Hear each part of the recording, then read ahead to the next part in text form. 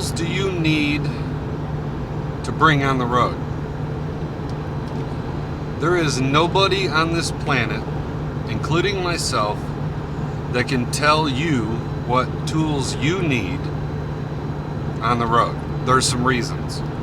I can, however, give you some things to think about. The biggest thing is your mechanical ability. Everybody's mechanical ability is going to be different. So, for example, if you watched a bunch of my videos, you know that I was a dealership mechanic, and then I taught auto mechanics for 20 years and then retired. Now I'm doing this. So my mechanical ability is going to be different than yours, maybe. Yours could be higher, yours could be lower. Your mechanical ability is going to be different than the next guy. So there's no way to know exactly what tools you should bring on the road, because I don't know your mechanical ability. Only you know that. What I can tell you is that you should bring every tool that you need to do any job that you are comfortable with, considering your mechanical ability. Now for me, that means I'm bringing lots of tools. So I have 2 big toolboxes back there that are fully stocked with ratchets and wrenches and testers, electrical testers, pressure testers. I've got piles of tools.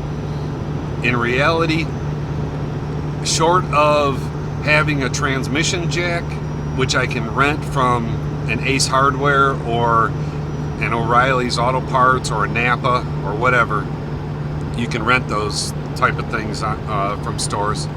I have everything that I need to be able to change a transmission in a parking lot at a Pilot. I've had to do a lot of different repairs on the road over the years. I've had to do wheel hubs, water pumps, alternators, things like that have broken or just went bad because of miles while I was traveling all over the country pulling my personal camper. So I'm used to having to stop and do a repair if we're on a long ride. So I bring a lot of tools. Another thing that's going to go into what tools you should bring is your vehicle in warranty, which mine is not. Mine's a paid off vehicle and I'm out of warranty, so I do all my own repairs. Is your vehicle under warranty? If it's under warranty, then you're going to most likely be searching for a dealership to have it taken to have it repaired. However, I have vehicles that are under warranty. I will still carry some tools with me because you just never know. You could get stuck on the side of the road with a relatively simple repair that you can perform yourself without having to take it to the dealership, even though it would be covered under warranty. But then you got to weigh the pros and cons to that. Do you waste all the time to get it to the dealership, get it towed? Maybe you got a camper on the back and you got to deal with that, and then get it to the dealership and then have the dealership repair it, so you've got all that downtime. State border coming up. Going into West Virginia. I'm in the mountains of Virginia, heading into West Virginia. Figured it was a good time to talk. So anyway, you waste all that time on a warranty repair, or there's not a dealership open, there's not a dealership close, whatever the case may be. You might be able to pick up an alternator at a Napa or a O'Reilly's or an Advance Auto or any of the other auto parts places and swap that thing out pretty fast and then get going back down the road. Now it will lead to some time-consuming things with the dealership later on, because you got to keep in mind that if you have a breakdown and you repair it yourself, you can be reimbursed for the warranty repair. If you spent more than the dealership would have spent to repair it, you're not going to get all that back. But if it's an emergency repair and you have to have it done at a different shop or do it yourself, you can have that reimbursed. It takes a few sheets of paper to fill out and talking to the dealership, it's a little bit of a hassle, but it can be done. At one point, I worked in the warranty department for Mazda Great Lakes, which was owned by primarily Ford, but I had to deal with lots of cases of that, or people that did the repair for a recall that wasn't out yet, and then the recall came out, and then they presented their receipts and said, hey, there's a recall for this head gasket, and I had their head gasket replaced 30,000 miles ago, and then I would reimburse them for that. So anyway, you can. I personally would still carry tools in order to do some small repairs. If the transmission went out, then I wouldn't mess with that. I would just have to eat the time and go to the dealership. But if something simple happened, alternator, water pump, something like that, and it was on a vehicle that I could change it relatively quickly, then I would do it myself and keep going down the road and deal with the warranty reimbursement on my 34 hours, or maybe I'm taking a week off or whatever. So anyway, there's something to think about. Now there are a handful of tools and items that everybody should have. I have it in a bag that I call my immediate emergency bag. It's separate from my toolboxes. I don't have to get into my toolboxes to find it.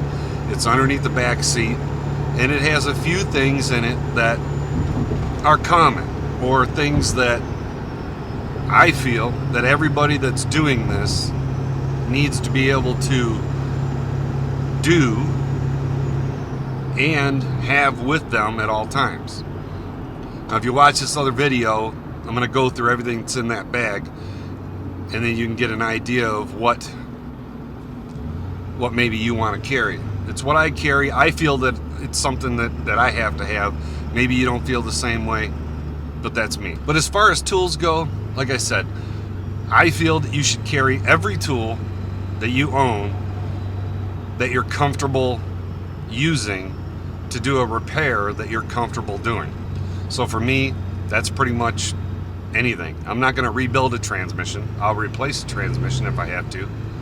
I'm not going to rebuild an engine, but realistically, if I really had to, I could replace my engine. I would just have to rent like a cherry picker and that kind of stuff, but I don't want to do that. Most of the things you're probably going to run into are things like U-joints and seals and water pumps and radiators and hoses and stuff like that. For my thinking, I should have all the tools to do all those things if I run into an emergency. Now, you might not have any mechanical ability, and that's okay. Personally, I think that to be doing this where you're driving your own vehicle all the time and your safety is going to be kind of tied to your vehicle running, I think that you should have some kind of mechanical ability to fix basic stuff, like change a flat tire or fix a flat tire, or maybe you have a brake problem or you blow a brake line and you have to repair that.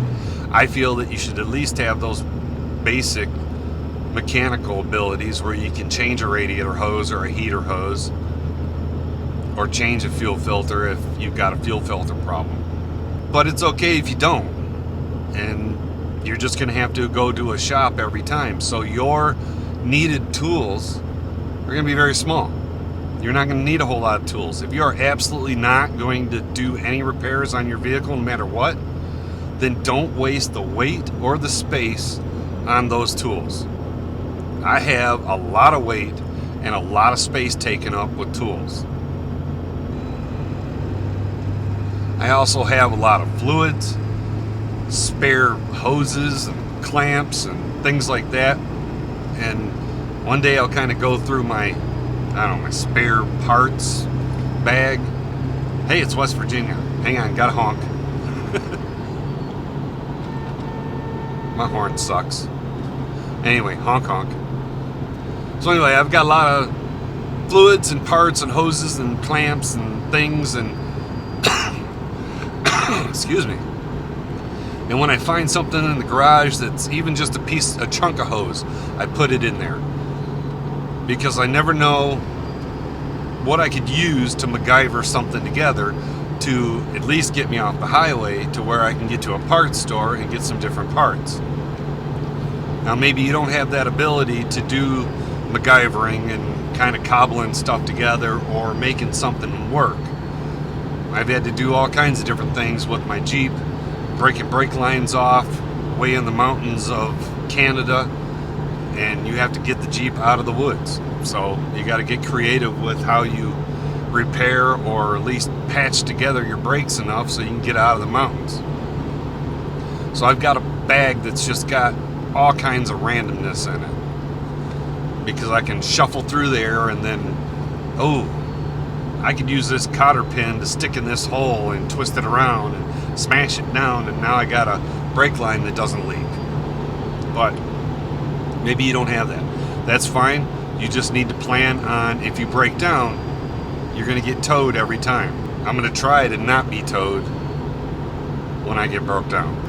I know that's not what you were expecting. You were expecting me to say, you need this tool, you need that tool, you need this tool, you need that tool. And honestly, I can't give you that. I will say you need a working jack that you know how to use that will lift your vehicle and the camper. You need sockets and whatever else you need to get the tires off your vehicle and the camper. You will have a flat one of these days. Actually, this last delivery that I did at Myrtle Beach, I caught a nail pulling into their parking lot in the camper. I did my final pictures, everything was fine, went and did paperwork, then I had to wait about a half hour for them to come out, and when he came out, tire was flat. I was looking at it, well, it was going flat. It was about 3/4 flat and still leaking air. And it was pretty clear that I had just picked that nail up. So if I would have done that on the road, I would have had to fix that flat or call a company to replace a tire. I'd rather patch the hole, plug the hole, and get back down the road and then just tell the dealer I had to put a plug in that hole because I picked up a nail. They'll go in and take the plug out, patch that tire, or submit a warranty claim or whatever else they do. Not every trailer has a spare, so you need to be able to repair tires. That's kind of a basic thing. You need a jack and you need to know how to use it in, and this is key, in every situation, or at least lots of situations. You need to know how to use it on pavement, on gravel, on sand, on dirt, on a not level surface, in the rain, in the dark. You need to know how to operate it. Don't go buy a brand new jack and throw it in the truck and then not know how to operate the thing. Get the jack out of the box, figure out how to work it, figure out exactly what you need to get your vehicle off the ground with it. Some jacks are a little shorter and you might have to put a couple of blocks of wood underneath it to get it up. Some jacks are taller. Make sure that it'll fit under your truck axle so that you can get the tire off. I've seen them where they were too tall and then you can't get them underneath the axle, and then you have to do some creative stuff to get it to lift. It can still make it work, but it gets pretty creative that way. I'd rather have one a little shorter and have to block under it than have one too long and have to figure out what I'm doing that way. I prefer a bottle jack, a hydraulic bottle jack. They're easier to get level in an unlevel situation. They're smaller and more compact, and they have a lot of power. They'll lift pretty much anything. If it's too short, you can always block underneath it. With the factory jacks, sometimes they're just a little squirrely. Those crank up mechanical ones, that's what I have. That's what's stock in this vehicle, is one of those crank up mechanical ones. Like a bottle jack, but not really. They work really good, but I prefer the hydraulic bottle jack. I hope this gives you some things to think about, some things to ponder. Maybe you're carrying too much tools. Maybe you're not carrying enough tools. Either way, you're going to have to do what's best for you. Like I said, I have everything. I have voltmeters. I have a scan tool that will do more than just pull codes. It'll do data. It'll tell me what the sensors are doing right this second. And I can go through and look at all that electrical stuff because I can fix electronic problems. You might not be comfortable getting into the electronics. That's fine also. Not a lot of people are. So don't carry those tools. You're just wasting time, wasting money, wasting space, and wasting weight. So if you got something good out of this video, click the like button, click the subscribe button, leave a comment down below, and we'll get back to you as soon as we can. And as always, have safe travels, and I hope to see you on the road.